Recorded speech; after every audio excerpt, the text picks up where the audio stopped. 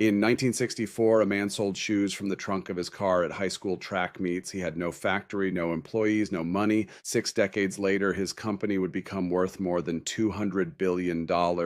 This is the story of how Phil Knight built Nike and almost lost it 3 times. The year is 1962. Phil Knight is 24 years old, sitting in a small business school classroom at Stanford University. His professor gives the class a simple assignment: write a paper, choose any business idea. Most students wrote about banks, about oil companies, about insurance. Phil wrote about something nobody cared about: running shoes. His paper asked one question: could Japanese running shoes do to German shoes what Japanese cameras had done to German cameras? Could they take over the market? Everyone laughed at him, but Phil didn't laugh. Phil booked a flight to Japan. He walked into a Japanese shoe factory called Onitsuka.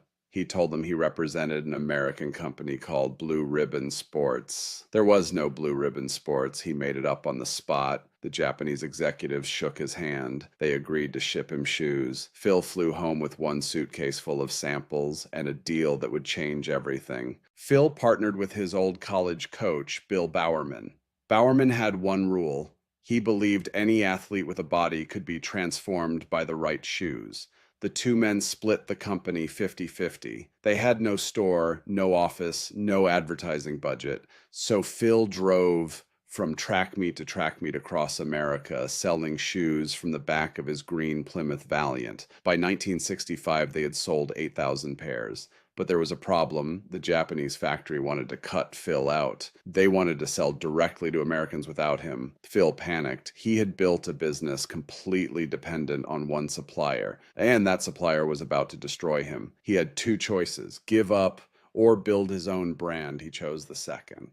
In 1971, Phil needed a name, something short, something powerful. One of his employees had a dream the night before the deadline. In the dream, he saw the Greek goddess of victory. Her name was Nike. Phil hated the name. He thought it sounded weak, but they had run out of time. Then they needed a logo. Phil hired a graphic design student from Portland State University. Her name was Carolyn Davidson. She drew a simple curved line, a swoosh. Phil paid her $35. Today, that logo is worth more than $26 billion. The same year Coach Bowerman was eating breakfast with his wife, he stared at the waffle iron on the table, the grid pattern, the texture. He grabbed liquid rubber, poured it into the waffle iron, and burned the entire thing, trying to make a shoe sole. The waffle sole became the most legendary running shoe pattern of all time. By 1984, Nike was big. But it wasn't legendary.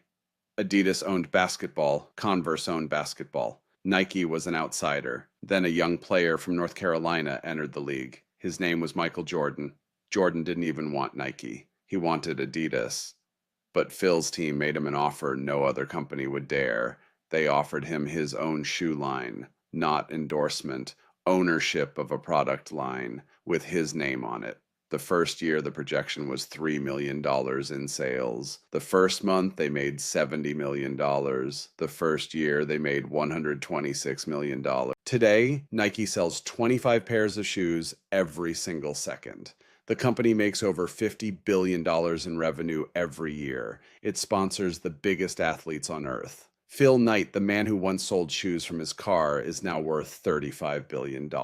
But here is what most people miss. Phil almost lost the company 3 different times, once when his Japanese supplier tried to crush him. The lesson of Nike is simple. Phil Knight wasn't the smartest businessman in the world. He wasn't the richest. He didn't have connections. He didn't have a famous family. He had one thing. He refused to quit. When everyone laughed at his shoe paper at Stanford, he kept going. When his Japanese supplier betrayed him, he kept going. When his company almost went bankrupt, he kept going. That is the real story of Nike, not shoes, not logos, not Michael Jordan.